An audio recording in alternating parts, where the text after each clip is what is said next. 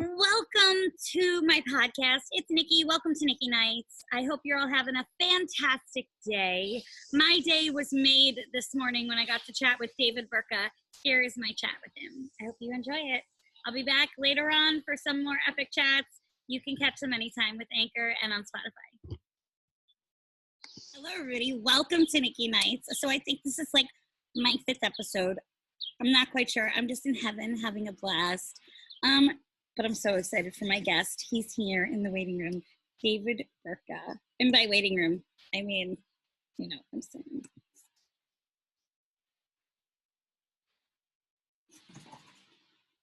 Hello. Hello. How are you? Good. Let me hit gallery view. There we are. How you doing? Doing okay. Doing all right.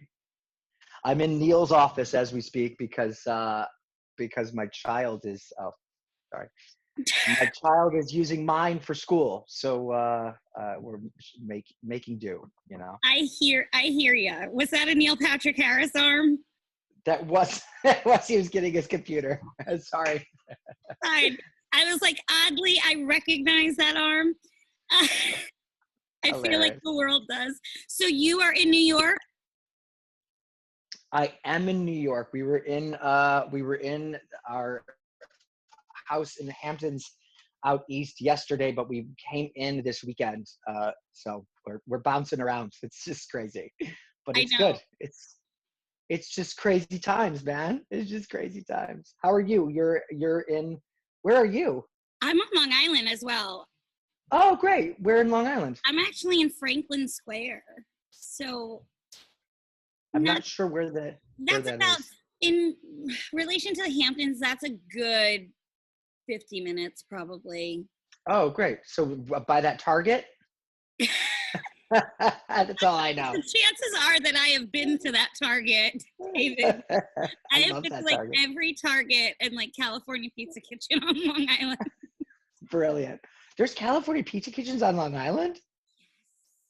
Oh my gosh, you just blew my mind. There's one on 5th Avenue too. See, this is what happens when you love a barbecue. There's one on 5th Avenue? Yes. Where on 5th Avenue? Actually not on 5th Avenue. It is down by my old agency down on like 21st. That's where it is. It's 21st and 5th. Out. Did not even know there was one in New York City. You know, now people are going to go there and be like, it's not there anymore. You lied. It could be. Could be. Can't win them all. I know. So it's very funny. Every day my assistant sends me like a little bio of the guests and I read it and it usually takes me like a couple seconds. Done. No, yours, I was just scrolling down. Oh no. It was amazing. Oh boy. That's incredible. I've done a lot of things, a bunch of chapters in my life, which is crazy, but I wouldn't have it any other way. Absolutely, of course. I mean, so you started acting pretty young, yes? Yeah, I was acting in Detroit in a children's theater group with a couple of names you might know, Danny Gerwin, Randy Becker, Sutton Foster, Hunter Foster, Aaron Dilly, Celia Kinnenbolger. Like, we all grew up together doing theater. It was wild. I mean, you know, just the neighborhood kids. Right? I mean, it was sort of Detroit area, but there was something in the water that all made us sort of go into this as a profession. So it's wild to seeing Celia win a Tony, knowing her since she's 10 years old is wild. You know? It sounds like the Broadway Mickey Mouse Club. You know how they had like Justin and Brittany and Christina? It sounds like you guys had that. It was. And we had like a theater group, and we would serve lunch and then do a play, and it was very, very crazy. It was fun. Good training, I guess. What was your started young? What was my what? What was your first play you ever did or musical? I did Peter Pan. It was at the Northville Marquee Theater, and I was John Darling. I was 11 years old, and I was flying by Foy, and I was in my harness and my wire snapped, and I fell 15 feet to the ground. No. Beat the curtain down. My body bounced. It was crazy. Oh my God, no, were you okay? Yeah, I ended up, there was rumors going around my town that I had 24 hours to live. My head fell in a tuba. I broke 4 ribs. I was on my deathbed, but I bruised a kneecap, and I had a big cut in my face. That was about it. But I can't believe it was like And who says acting is not a full contact sport? exactly. I'm just saying, there have been some moments in my career when I've worked on a harness that I was like, guys, please, I can't. It's too good of a time right now in my life. I can't go out right now. I'm just doing it again. It can't happen. Brilliant. Absolutely brilliant. That's Who, great. who was a mentor for you? Because I know I've obviously, I think we all, have them, especially in the business. For sure, sure. I graduated from college from the University of Michigan, and then I started doing musicals right away. I got my first Broadway show within 3 months of living in New York. And then I ended up doing Beauty and the Beast and dancing the chorus. And I thought, I can't just dance in the chorus my whole life. I got to go back to acting. So I ended up going back to some more serious acting program, William Esper Studios, studying with Bill. And I was going out for a lot of commercials. And one of the commercial agents, Jerry Beaver, I think he still works. He's like, "Do you want to audition for a play? You're perfect for this new Edward Albee play." And I said, "Yeah, sure, why not?" And I ended up booking a new Edward Albee play downtown that he started directing at the Alley Theater, and then it moved to Broadway, or off Broadway. And so I did 2 shows with Edward, and I sort of just felt very close to him. So he was my true mentor in life in terms of theater, and he had a bad reputation for being such a curmudgeon, but I knew that he was a teddy bear and such a really great guy. So we got along really, really well. So I think he was probably my mentor growing up. I love that. I think people don't understand sometimes the Who was your mentor? well, I was just about to say Dr. Levy. So I talk about her a lot. She's not just my mentor, she's like one of my dearest friends. This woman single-handedly taught me the score of Carmen in my high school production of Carmen when I played Carmen. Wow. I mean, 6 months, just plunked out every note, word by word. I mean, How old were you doing Carmen in high school? I was That's seven, crazy. I was 16, 17. That's insane. It was a That's big insane. year. We had done Sweeney Todd before it. I played Mrs. Lovett. We were just Oh going my in. gosh. Brilliant. That's fantastic. It was so fun. And she had this way. She also is just like the poshest lady you've ever seen, and doesn't try. And she walks on, and you hear her coming a mile away down the hallway in her little high heels. And you Love just it. know Dr. Levy is coming and it's going to be a good day because nobody plays like her. I mean, you hear her play. She's trained at the Juilliard School, and now she teaches at the Manhattan School of Music on her on her weekends. I mean, and then I said to her, Incredible. we've been FaceTiming every single day during the quarantine. And I said, Doc, what are you doing with your time? She said, well, I'm teaching my students. She said, but I also created a handbook for teachers so that if something else happens, another crisis, this is a handbook for teachers to learn how to teach and not freak out. No big deal. I was like, what? Like, you're doing what? How do you have the time? I mean,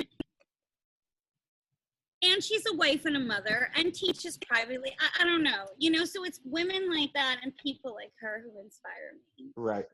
Right. Yeah, you have to have someone to look up to, for sure. For sure. I think Good stuff. honestly, We met a long time ago. We met at the premiere of Hairspray. Adam Shankman's a really good friend of mine, and I remember him introducing me to you the night of the premiere. It's amazing. the LA one. Yeah, yeah. That was such a crazy premiere. It was so fun with all the hair stations and totally themed out. It was pretty great. Can I be honest with you? I think I remember showing up to the red carpet, but that's about it. everything sure. else. After What I a saw, blur. I mean, it was to go from where you were to, starring in a major movie. Like, I can't imagine what kind of whirlwind that would be. and then of course, like the first thing that they get me with on the red carpet is not like, "Are you super excited to be here?" Right? It's LA, it's your premiere. No, it's a picture of me kissing Zac Efron, and they're like, "Tell us about this," and I'm like, "Oh, this again." Beating a Welcome to dead horse. Hollywood. It's beating a dead horse at this point, David. But I was like, all right. I mean, that was an insane night. And Adam, I call Adam my dream maker because he made it all happen, you know? Yeah, he's incredible. I remember being at his house and seeing dailies of uh, some of the numbers. I remember The Sweeter the Berry. I forget, is that the name of the song? Oh, I run and remember tell that. seeing Yeah. that. Yeah, Run and Tell That. And I remember seeing that way before the movie came out and going, "Oh my God, this girl is a star." Oh, Uh, gosh. it was pretty exciting. Thank you. That's incredibly kind. Well, look, I had a lot of great people to work around, but I also had a lot of people in this business that I've always looked up to, you know, the Bette Midlers and the Barbara Streisands of the world.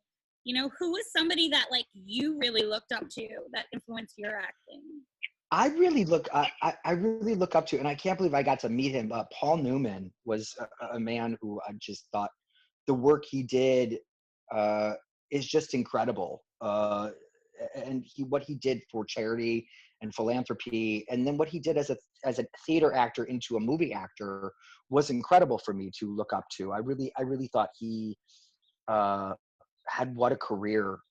And man, meeting him, those eyes were insane. They were hypnotizing. Um, uh, so yeah, he was a big mentor looking up to. Uh, Jason Robards was a big mentor. I'm not mentor, but someone I looked up to as well. I mean, I was a big theater kid, so that was my thing. I really loved theater, and I really, as much as I loved doing it and loved doing Broadway, and then it taking a turn, I'm grateful that my kids are at a point now where they are more self-sufficient, so I'm able to sort of go back, and when this all stops, able to go back into doing another Broadway show or going back into acting. So I'm really hoping that I can get uh, something to start working again as an actor, as opposed to just chefing and cooking. But I mean, absolutely, I get that. You know, when you're hungry for something and when you have like, I always say, unless you are an actor or unless you have like a burning passion, you're not going to understand that need when we get up in the morning to like create and want to do something and, you know, Right. film or it's that constant, it doesn't go away. Definitely. I, Definitely. I find when I'm on one movie, I'm like, okay, this is so fun. This is great. I'm having the time of my life. And then I'm like on the phone with my agent and I'm like, okay, the next one. I'm never, yeah, if when you're done, you're like, I'm never going to work again. Yeah, it's been hard. I did the last Broadway show I did was 4 or 5 years ago. And it was hard because the kids were so young, and Yeah. just putting them to bed at night, 8 shows a week, was just tough. And Neil works so much, and Neil's not going to stop working and going on location or wherever. So the kids needed that stability, that stay-at-home parent, that primary parent to be stable for them. So now that they're getting older, I'm itching to get back. I mean, the cooking thing's been great, and it's been a good place card, and I've done a lot of really fun stuff with it. I don't want to give that up. I'd love to ride the line between acting and cooking. So we'll see when this all ends. I can so totally see you like hosting a Food Network show though. Yeah, well, I have a show coming out. Well, we're supposed to be filming it, and we were supposed to film it last week, but it was for October, a big Halloween special, 2 specials for Food Network. Um, that's on the books, and then I've got something for Netflix that the deal is going through right now. So that's more of cooking and hosting. But it's not as rewarding as acting, creating a character, singing and dancing, and you know, creating a world that you're being able to entertain or affect or move people by. I get that. I mean, the performance aspect is still there. So, It's but it's a different you're type of playing a character of yourself, though. Yeah, you're playing a character of yourself. You're not actually like creating a character or being. I'm sorry. Here. You're not creating a persona or right. someone that you're trying to be. But Absolutely. it's fun. And what's the greatest difference between acting and cooking is that with cooking, you can put all the work into your dish and the final product is right in front of you and you have the proof, whereas acting, you go into an audition and you give it your all and you give everything you can and you don't necessarily get the part Right. because it's not necessarily about you. It's about all the different variables. It's interesting.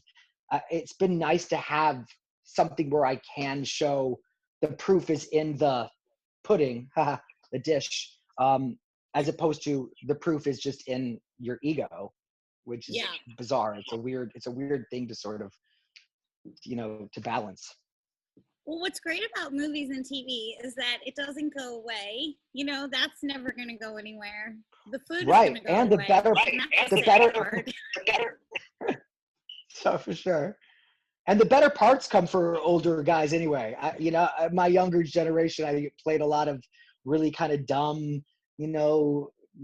dumb characters or the juvenile sort of shucks guy. And I'm looking forward to embracing my my older self.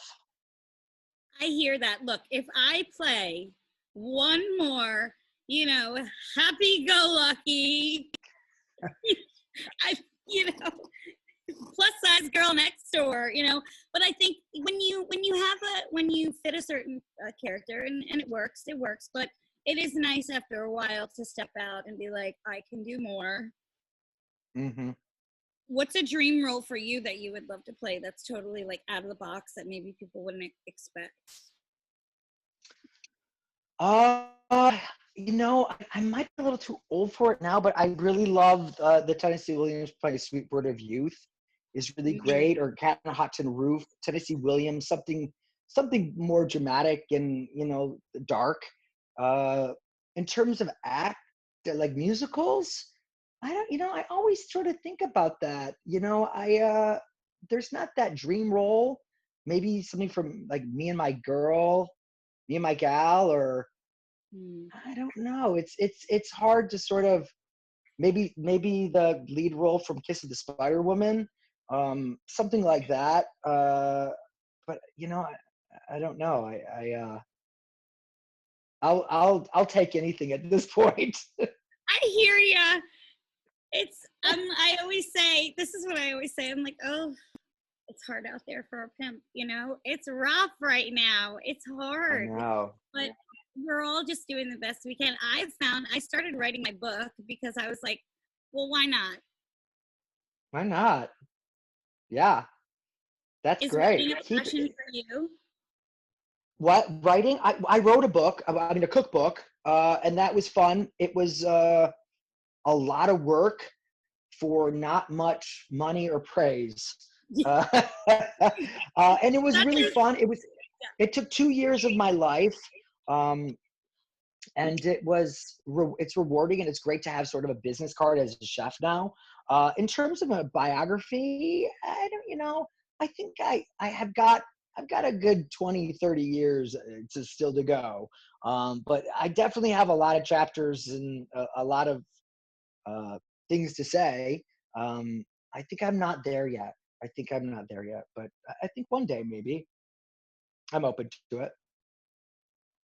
yeah, I think, I wish I could write. I wish I could write more. I mean, in terms of as a writer, I'm better at like creating content. I'm working on a show right now, um, and it's hard for me to sort of create content. I have ideas. I'm a better editor. Like I'm a better like this will go better here, or say it better, or say it like this, as opposed to being able to sit down and write a script or a scene. I'm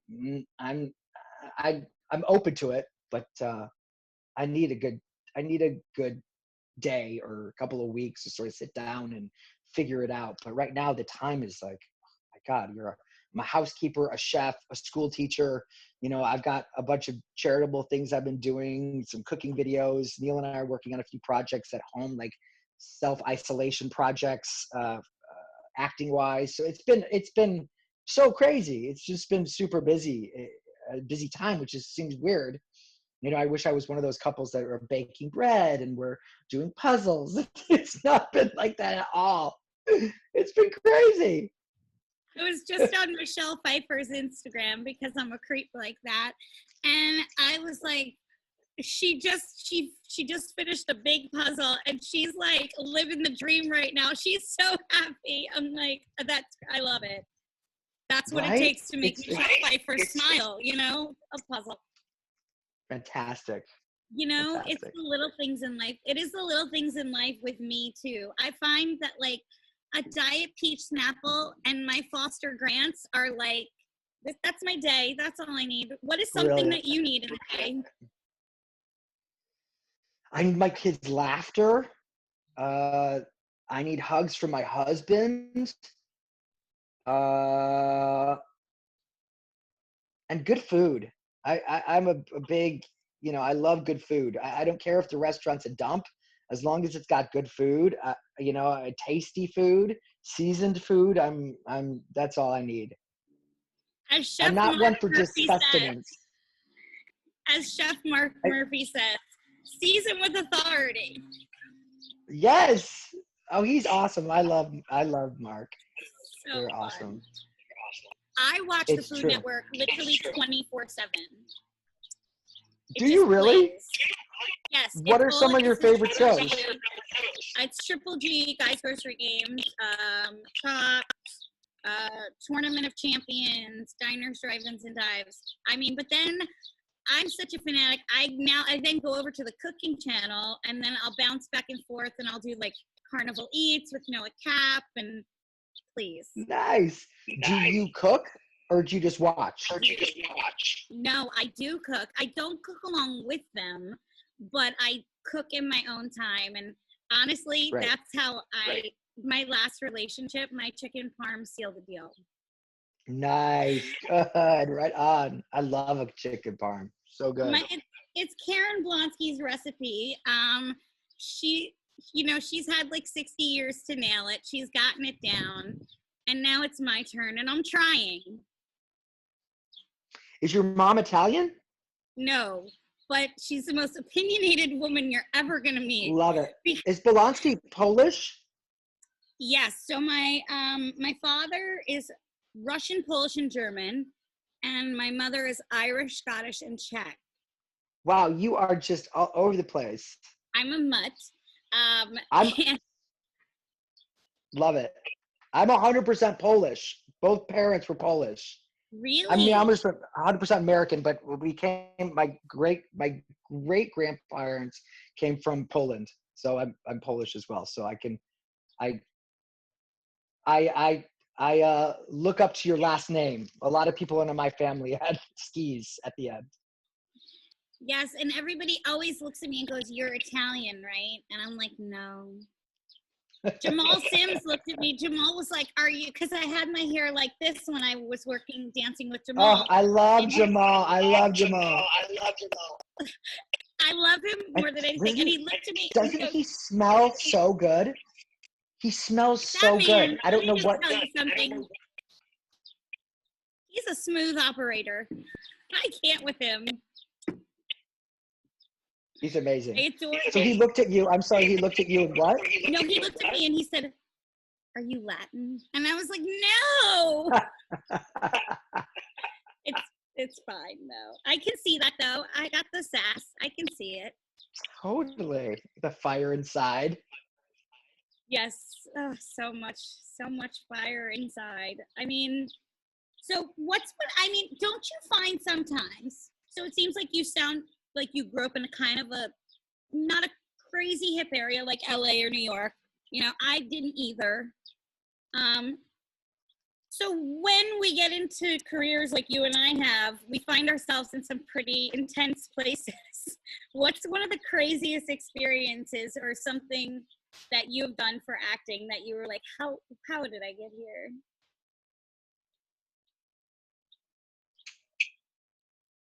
I remember when I think this is the first thing that comes to mind. And there's a couple. I think the first thing that comes to mind was being in New Orleans and shooting American Horror Story. I played Jessica Lange's husband in the last episode of Freak Show. And I remember being in this leather dog collar and thong, naked, with her whipping me and me licking her boots like that. Like, what is happening? And she's screaming at me to lick mama's boots. It didn't end up making it. Got on the cutting room floor. There's a little scene where you see the dominance of what I got from that relationship. But that's probably the weirdest place I ever found myself in. I was also naked in a play in the Houston, Texas, and I ran across the stage naked. Would leave. It was very strange, but I think there's some weird things that you have to do as an actor that you just do. Well, you just do, all right. I was attached to a movie once, and I started filming it, and it was here in New York, Staten Island, and I was so excited to be filming it here in New York, and there was a sex scene, and it was very uncomfortable because they filmed it like the first scene up, and they didn't even let me meet the other actor first. And it was strange. Yeah, it was very cool. No. But then, yeah, and then they said, well, the skinny dipping scene is tomorrow, and I was like, okay, now it's pretty simple. What?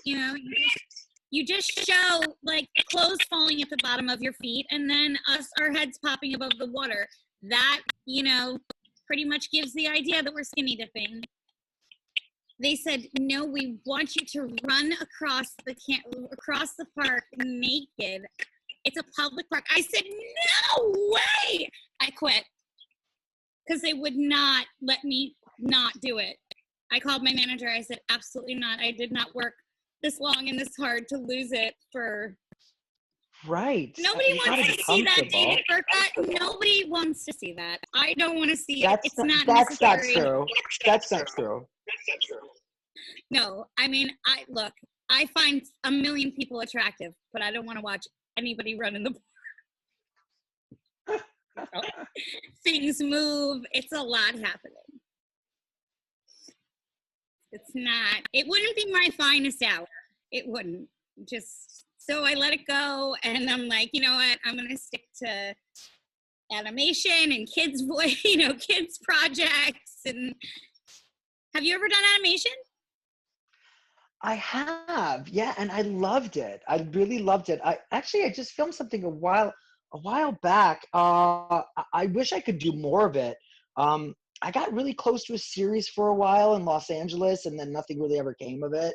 But I'd love to do more. So yeah. I did a Netflix, 4 movies for Netflix called Pup Star, and they're right around the age that your kids would probably like them. I play the voice of a dog, and it's from like the creator of Air Bud, and it's so fun. I play Lady Paw. I think my daughter has seen this. I'll have to check it out. I'll ask her if she's seen it. I mean, she loves movies and dogs. They're such fans of dogs.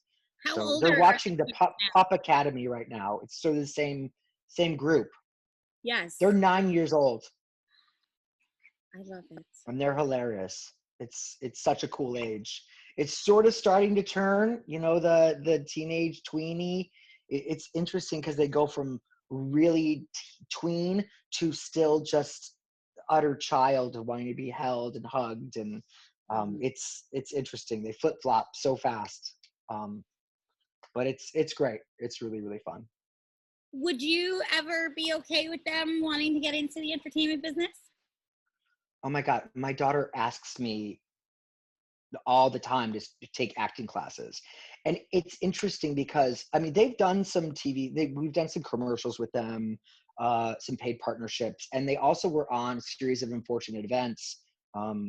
Barry Sonnenfeld asked Neil if the kids would be in a scene in season, I think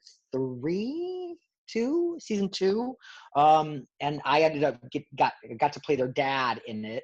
So they got a taste for what it was like to do TV. And they didn't love it. They were like, it was a lot of waiting around and we had to talk to tennis balls. So it was sort of good that, like, you know what, right now I'm fine for them not to do it. But if they wanted to do it, I'd be totally into it. I think having my daughter take a serious acting class in New York just makes me a bit nervous, because once she starts doing that and she gets bitten by the bug, she's going to want to ask for an agent, and then she's going to want to go out for auditions. And it's like, you know what, there's time for that. You know, be a kid, have fun, concentrate on school, see a lot of shows, you know, soak up a lot of information.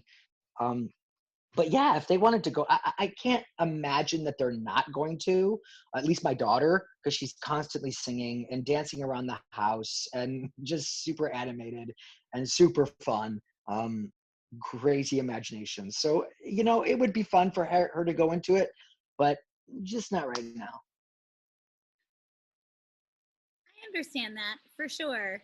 I think it's always awesome when you have like a parent in the entertainment business. It's always really cool because today, I actually, Sting's daughter is one of my guests today, Nikki, and I Oh, can't wait to talk nice. to her. Oh, nice. Yeah, later on. But I always find it's really cool when you have a parent in the entertainment business. Like, you could either go into it or you could just go, oh no, I'm gonna go this way. You know, because it might be, because therefore sometimes you've seen all different aspects, so the magic kind of maybe isn't as grand as for somebody like me who didn't have, you know, somebody in it. Right. And it was all We'll magic. see. And it's magic. It is magic. It is really fun. We'll see. We'll see what happens, you know? We'll see. I know. Apparently Lionsgate like released something saying like these are the post-COVID-19, you know, work conditions. So the fact that they're, you know, saying that they're wanting to come back is a good sign. Yeah, it's interesting. I mean, Neil is currently filming The Matrix 4 right now, and he was supposed to leave for Germany 3 days before it all shut down. So, I mean, luckily it was 3 days, like he didn't get on a plane and get stuck in Berlin. So supposedly they opened up Berlin, they opened up Germany, and then it tripled. Like the cases tripled. So who knows what's going to happen? I mean, he's supposed to go back to work maybe July 4th. We'll see what happens, but it's crazy. I mean, who knows what's going to happen? It is. It is crazy. It's scary, but you know, but it's going to change. Like, it's going to change. Like, how many people are on set? Like, craft service is not going to ever probably be the same. They said very sad. To be. It's gonna be tough. I know hair and makeup trailers are probably not all gonna be allowed in there at the same time. I know that they said we all have to have our own hair and makeup brushes and kits, which, you know, that's not going to be a problem for like Paramount, you know, buy a couple CVS brushes. But, you know, it's going to be a little tricky. I know that certain actors, my manager said to me, you know, it's a possibility that certain people are going to put it in their contracts that they won't kiss for a year, you know, certain things like that on camera. Wow. I'm like, well, if you're, I'm like, well, if you nasty people are doing it in your real life, doing it. Right, true. It's so true. I mean, I told my manager, I said, look, I'll swab, I'll get a test, we'll make sure it's all good, you know. Because I am not losing I can't lose my first project back to be like, no, I don't want to kiss you. Pucker up, sweetness. For sure. So, I mean, can we just talk about the Oscars for 1 second? Because that's one that I've missed. You guys have been to some pretty, where's one event that you were just like, I don't understand what exactly is going on right now? Like, it's insane. Because that, for me, that was the SAG Awards. I was like, what in the world? In a negative way or a positive way? No, just like absolutely mind blown.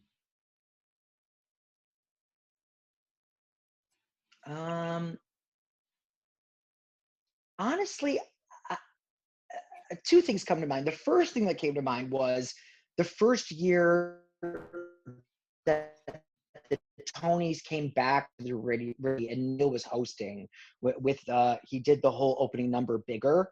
That was it. He got an immediate standing ovation, and it was one of the most thrilling, hairs on your arm, standing up moments that I've experienced at an award show. It was tremendous. It was, every single Broadway cast on stage at Radio City Music Hall. It was pretty awesome. We used to, because Neil was on a CBS show, we used to go to every Grammys, the Grammy Awards in Los Angeles at the Staples Center. And that was just thrilling. I mean, it was, performance after performance after performance. And it's not about it's like a few awards they give. It's all about the performances. And see all these people live was incredible. To see Prince, Beyonce perform, and Adele perform. And I mean, just, it was awesome. So many, I think we went to like 6 of them, which was pretty awesome. And now that we live in New York, we don't go to the Grammys anymore, but it was really fun. Oh, it seems it. I mean, in New York, there's something about a New York theater, though. When we had our premiere at the Ziegfeld, there was just there's something when you walk in there. I also feel, as a New Yorker, when you have like an event in your hometown, it takes a whole other, level of just excitement. It's a really different energy. Oh, did I lose you? No, I still have you. Oh, sorry. I mean, it's a really different, New York is a really different energy than LA. It's so business driven, but the energy and the excitement in New York is just, there's something about it that's just contagious. Yeah, I had to get used to hearing, let's do lunch. And I was like, why does everybody want to eat lunch with me in LA? That was the first thing. I was like, why are these people so hungry? I'm hungry for work and they want a salad. I had to get used to that. Was that something that you had to get, I was like, I don't understand. Just give me the job. Why do we have to sit here and hold hands? The thing I had a hard time with in LA was the spin. The people saying they had a bigger job or a better job, or taking something and exaggerating it so much to make themselves feel better or to make themselves look better. A lot of legends in their someone I'm up for an HBO pilot, or literally they auditioned they pre-screened for an HBO pilot. I mean, that literally, just give me a break. Come on. It's a weird place for me to live. I didn't have the best time there. It was, I like reality. As a New Yorker, I like the reality. I'm sure you understand the groundedness of it, the people telling it to you straight to your face. You don't get that much in LA. It's sort of a dreamland. It's really, I feel there's a lot under the surface for people that they're not sort of saying. But to each his own. Like, I know people who love it and it works for them really well. For me, it didn't work very well. I had a hard time. There was a black cloud over me a lot of the time in LA. I can honestly say I agree with you, and I'm on the same page with you. I lived out there for a while, and I found myself just constantly I felt lonely. And I didn't have my family. Isolating. It's very isolating. It's very polarizing. It's a very physically a very warm town, but it's a very cold town, if that makes sense. Yes, completely. And I Um, really felt like I couldn't be who I was, as a theater guy, and being a little bit different and being gay and being, I would go up for these leading man roles, but I'm not that. I'm a weirdo. I'm a kooky. Like I that's not me. So they wanted me to be something that I really wasn't. So it was hard for me to sort of be who I was. I think maybe now my older, I feel a little different going into the things that I go in for, but it was hard for me as a young adult to sort of grasp onto that. Because in New York, I was just myself. Like I did what I did, and I got the jobs, and my talent rose to the top. Whereas there, it was different. yes. Yeah, I mean, it's a great town. It works for some people. Not knocking it. If it, whatever floats your boat, but it does not float for mine. sure. And I prefer New I York. hear you. I'm a Long Island kid, but there's nothing to me like the excitement of pilot season in New York City. That is like Christmas and Thanksgiving all at one. You feel the subway pounding under your feet, and you're just going from audition to audition. And you understand? I know I sound like I'm writing some weird. I'm like doing the voiceover to like the beginning of a bad rom-com, but it's true. I hear ya. It's great. I get it. And I love that we can, you study your size on the train, and you don't have to be in your car isolated, and you feel the energy of the people. And yeah, I completely hear ya. I get it. I just started this show called The Quarantine Show. Have you heard about it? No. Okay, so it is Spencer Garrett and Willie Garson and myself. We're all doing this show where we film it on Zoom. And the story about New York just reminded me of this because I play a character named Billy Sykes, and she's this little like pit bull manager. And I very much based it off of the New York woman. And it's so fun. Fun. I can't wait to see it. Is it out now, or is it? No, so yes, my episode comes out tomorrow. They film an episode, a couple episodes a week, and they put it up. But the great thing is we're taking all the money, all of our paychecks. It's all SAG. We're taking all of the money and we're giving it to the Screen Actors Guild.